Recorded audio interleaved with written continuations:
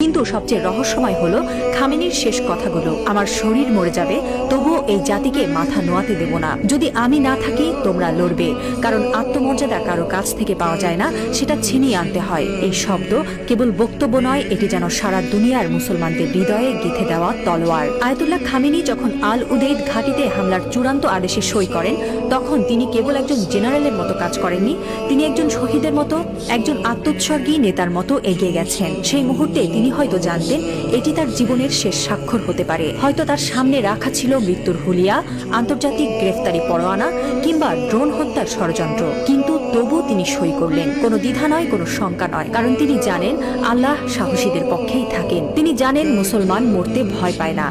যারা আল্লাহর পক্ষে থাকেন তারা জানে মৃত্যু মানেই পরাজয় নয়, বরং আত্মত্যাগী বিজয়ের শুরু। এই একজন মানুষ এখন আর কেবল ইরানের নেতা নন, তিনি হয়ে উঠছেন সারা বিশ্বের মুসলিম উম্মার প্রতীক। একজন বিশ্বাসী, একজন অটল মুজাহিদ, একজন সাহসী পিতার মতো তিনি বলছেন, আমি থাকি বা না থাকি তোমরা লড়বে। হ্যাঁ মুসলিম উম্মাহ, তোমরা মাথা নিচু করো না। লা ইলাহা ইল্লাল্লাহ, আল্লাহ ছাড়া আর কোনো ইলাহ নেই।